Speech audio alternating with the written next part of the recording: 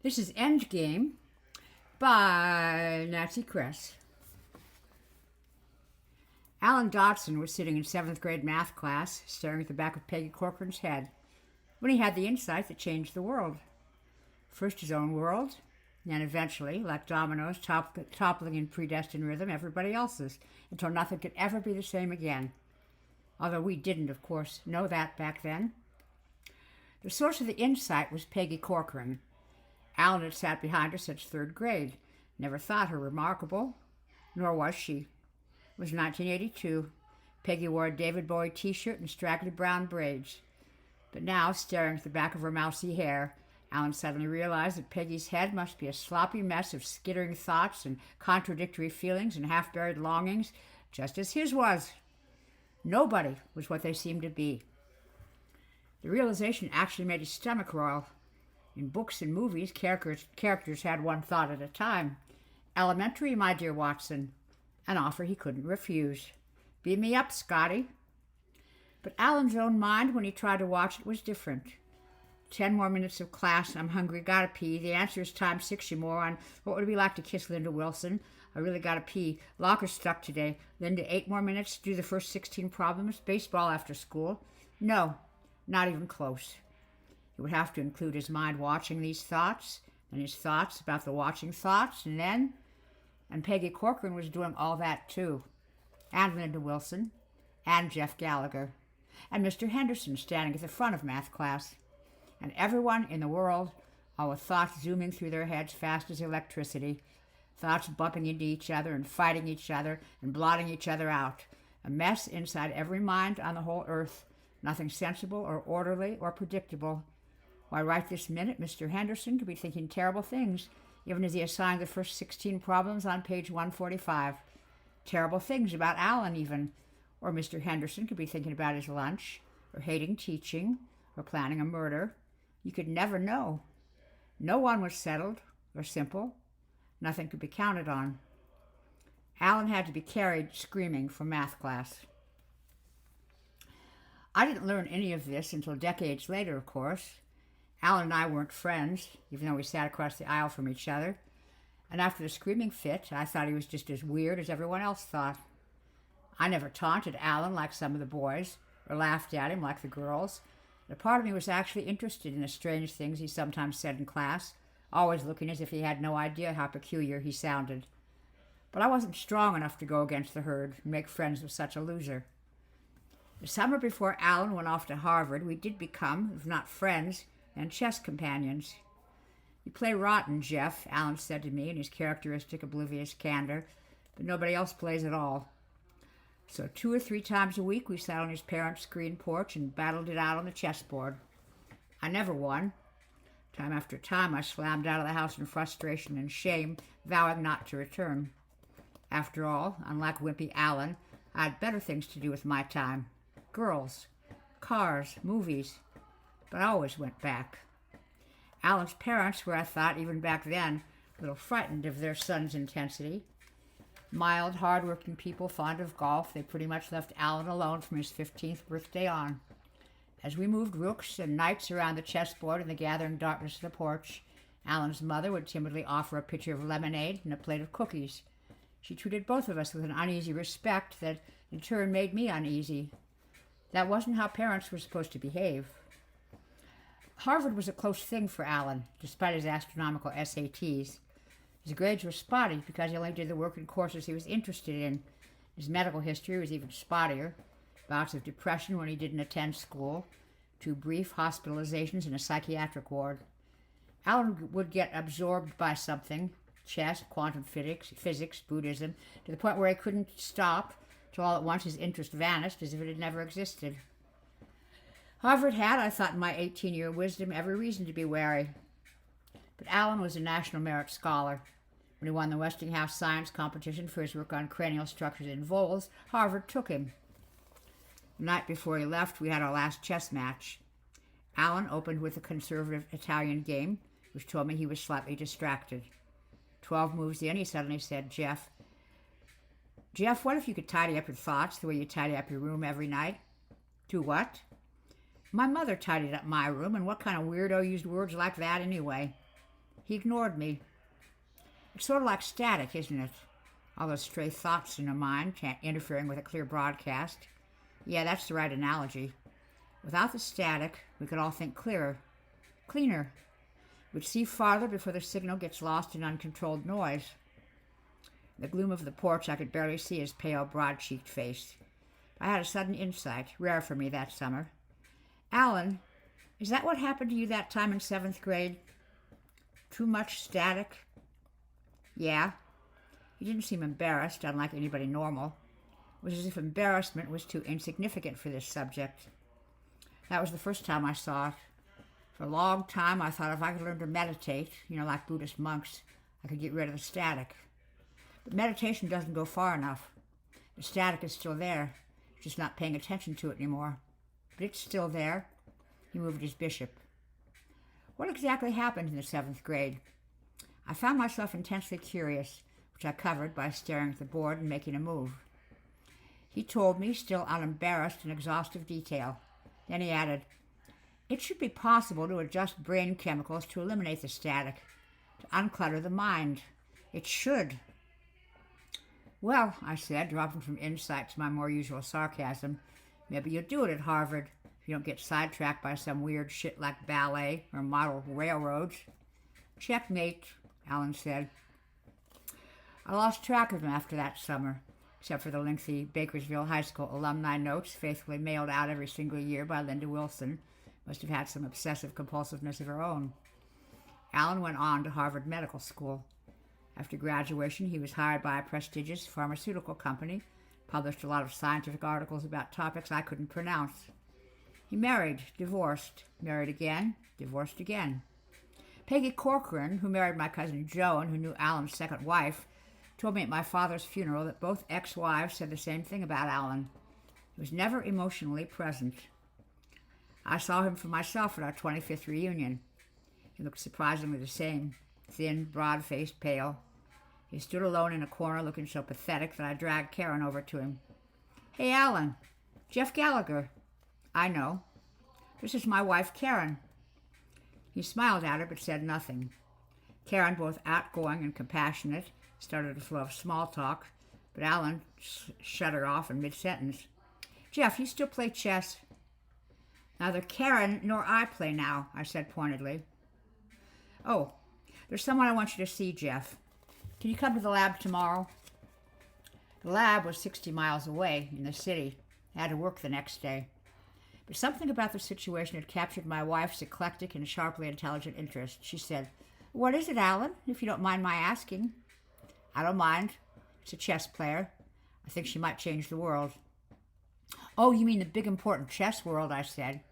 Near Alan, all my teenage sarcasm had returned. No, the whole world. Please come, Jeff. What time? Karen said. Karen, I have a job. Your hours are flexible, she said, which was true. I was a real estate agent working from home. She smiled at me with all her wicked sparkle. I'm sure it will be fascinating. Lucy Hartwick, 25 years old, was tall, slender, and very pretty. I saw Karen, who unfortunately inclined to jealousy, glancing at me. But I wasn't attracted to Lucy. There was something cold about her beauty. She barely glanced up at us from a computer in Alan's lab. Her gaze was indifferent. The screen displayed a chess game. Lucy's rating, as measured by computer games anyway, is 2670, Alan said. So? Yes, 2670 was extremely high. Only 20 or so players in the world had ratings above 2700. I was still in sarcastic mode, even as I castigated myself for childishness. Alan said, 6 months ago her rating was 1400. So, 6 months ago she first learned to play, right? We're talking about Lucy, bent motionless above the chessboard as if she weren't even present. No, she played twice a week for 5 years. That kind of ratings jump for someone with mediocre talent who hadn't studied chess several hours a day for years, it just didn't happen. Karen said, Good for you, Lucy. Lucy glanced up blankly, then returned to her board. I said, And so, just how is this supposed to change the world? Come see this, Alan said. Without looking back, he strode toward the door. I was getting tired of his games, but Karen followed him, so I followed her. Eccentricity has always intrigued Karen. Perhaps because she's so balanced, so sane herself. It's one reason I fell in love with her.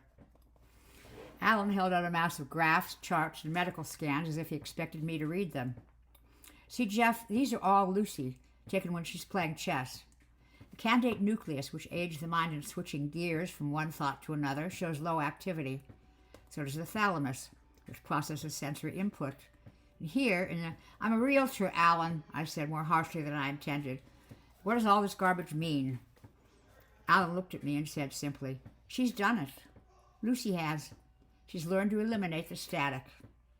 What static? I said, even though I remember perfectly our conversation of 25 years ago. You mean, said Karen, always a quick study, Lucy can concentrate on one thing at a time without getting distracted? I just said so, didn't I? Alan said.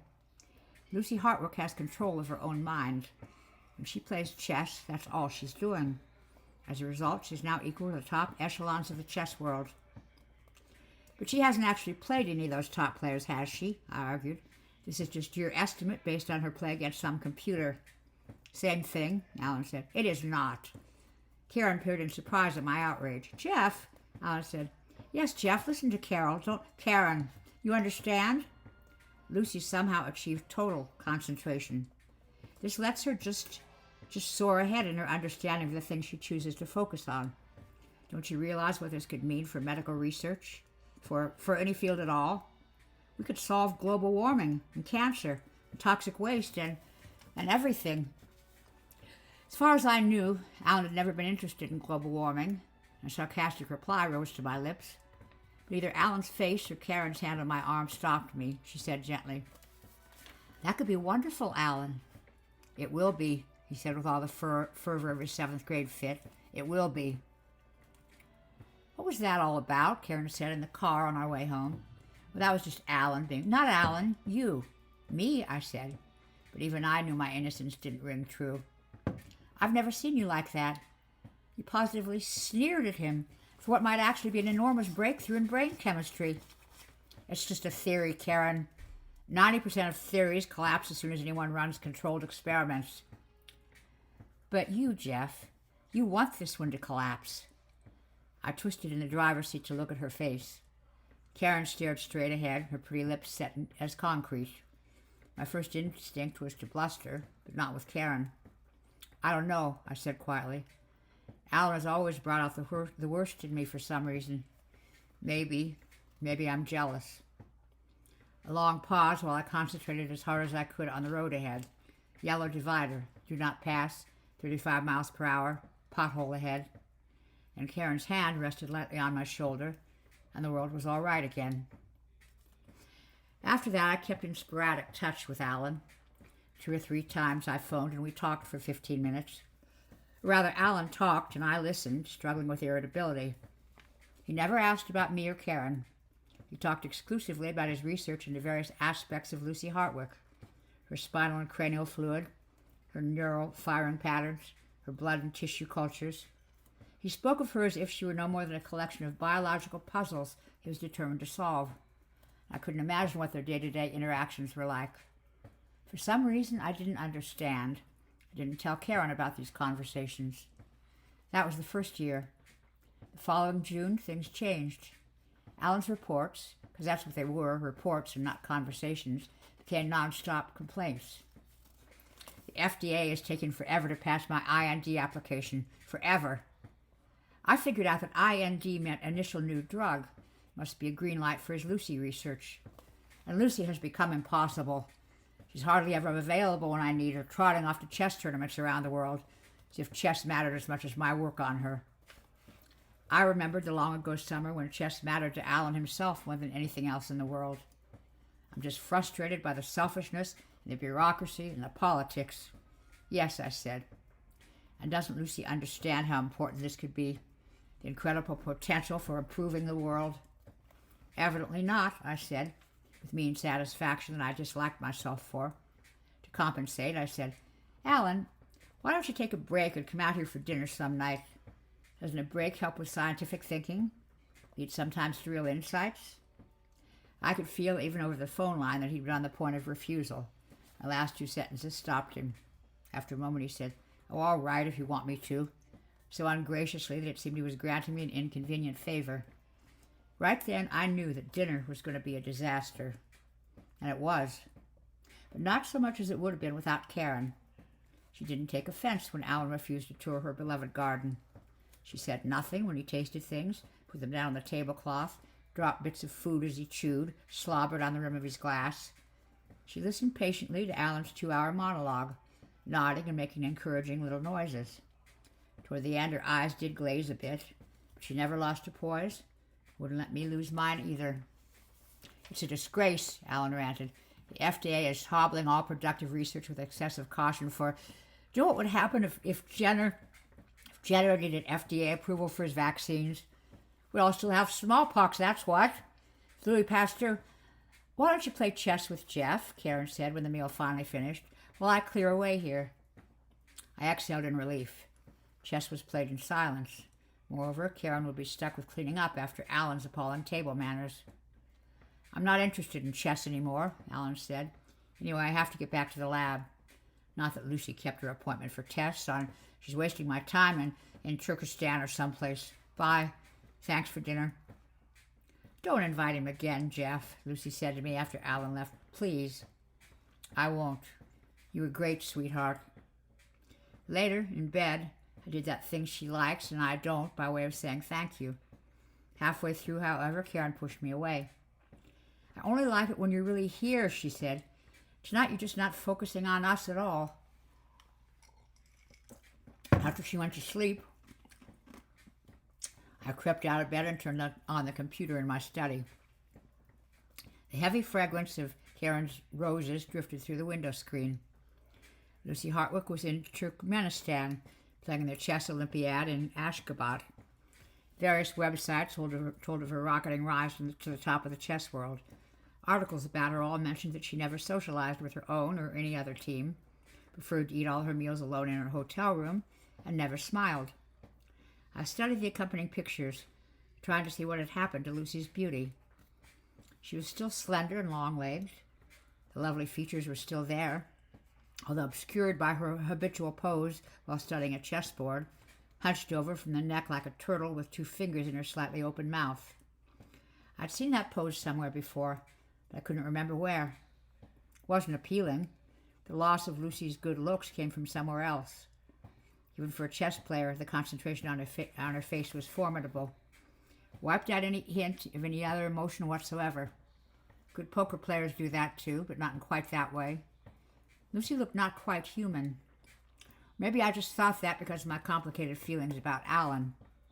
At 2 a.m., I sneaked back into bed, glad that Karen hadn't woken while I was gone. She's gone, Alan cried over the phone a year later. She's just gone. Who? I said, although of course I knew. Alan, I can't talk now. I have a client coming into the office 2 minutes from now. You have to come down here. Why?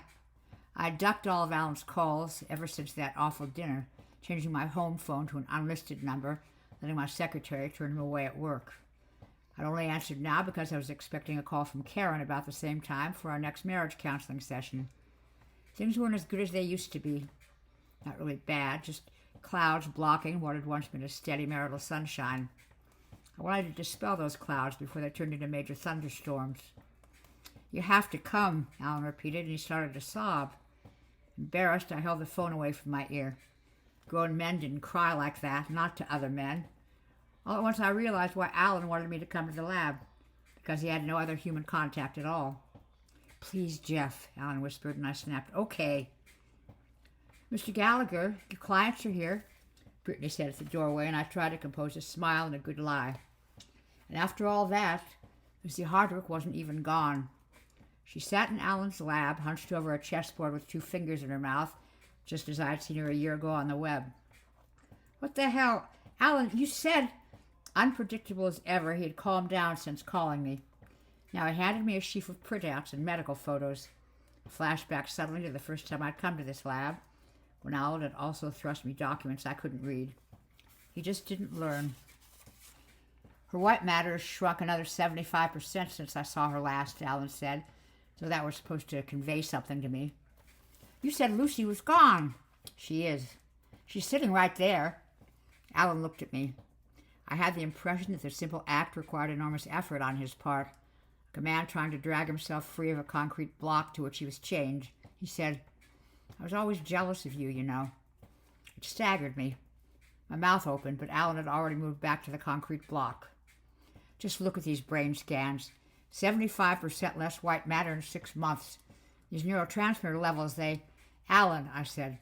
Sudden cold had seized my heart. "Stop." But he babbled on about caudate nucleus and antibodies attacking the basal ganglia and bidirectional rerouting. I walked over to Lucy and lifted her chessboard off the table. Immediately she rose and continued playing variations on the board in my arms. I took several steps backward. She followed me, still playing. I hurled the board into the hall, slammed the door, stood with my back to it. I was 6'1" and 190 pounds. Lucy wasn't even half that. In fact, she appeared to have lost weight. Through her slimness it turned gaunt. She didn't try to fight me. Instead, she returned to her table, sat down, and stuck 2 fingers in her mouth. "She's playing in her head, isn't she?" I said to Alan. "Yes." "What does white matter do?" "It contains axons that connect neurons from the cerebral cortex to neurons in other parts of the brain, thereby facilitating intracranial communication." Alan sounded like a textbook. "You mean it lets some parts of the brain talk to other parts?" "Well, that's only a crude analogy, but it lets different thoughts from different parts of the brain reach each other," I said, still staring at Lucy. "Makes you aware of more than one thought at a time." Static. Alan began a long technical explanation, but I wasn't listening. I remembered now where I'd seen that pose of Lucy's, head pushed forward and 2 fingers in her mouth, drooling. It had been in an artist's rendering of Queen Elizabeth I in her final days, immobile and unreachable, her mind already gone in advance of her dying body. "Lucy's gone," Alan had said. He knew. "Alan, what baseball team did Babe Ruth play for?" He babbled on about neurotransmitters. "What was Bobby Fischer's favorite opening move?" Silently I begged him, "Say E4, damn it." He talked about the brain waves of concentrated meditation. "Did you know that a tsunami is hitting Manhattan tomorrow?" He urged overhaul of FDA clinical trial design. I said as quietly as I could manage, "You have it too, don't you? You injected yourself with whatever concoction the FDA wouldn't approve, or you took it as a pill or something. You wanted Lucy's static-free state like some fucking dryer sheet, so you gave this to yourself from her. Now neither one of you can switch focus at all." The call to me had been Alan's last, desperate foray out of his perfect concentration on this project. No, that hadn't been the last. I took him firmly by the shoulders. "Alan, what did you mean when you said I was always jealous of you?" He blathered on about MRI results. "Alan, please tell me what you meant." But he couldn't. Now I would never know. I called the front desk of the research building. I called 911. Then I called Karen, needing to hear her voice, needing to connect with her. But she didn't answer her cell. The office said she'd left her desk to go home early. Both Alan and Lucy were hospitalized briefly, then released. I never heard the diagnosis, although I suspect it involved an inability to perceive and relate to social interactions, or some such psychobabble. Doesn't play well with others. Runs with scissors. Lucy and Alan demonstrated they could physically care for themselves by doing it, so the hospital let them go. Business professionals, I hear, mind their money for them, or to their physical lives. Alan has just published another brilliant paper. Lucy Hartwick is the first female world chess champion. Karen said, "They're happy in their own way. If their single-minded focus on their passions makes them oblivious to anything else, well, so what? Maybe that's the price of genius." "Maybe," I said, glad that she was talking to me at all. There hadn't been much conversation lately. Karen had refused any more marriage counseling and had turned silent, escaping me by working in the garden. Our roses are the envy of the neighborhood. We have Tuscan Sun, Ruffled Cloud, Mr. Lincoln, Crown Princess, Golden Zest, English roses, hybrid teas, Floribunda, ground cover roses, climbers, shrubs. They glow scarlet, pink, antique apricot, deep gold, delicate coral.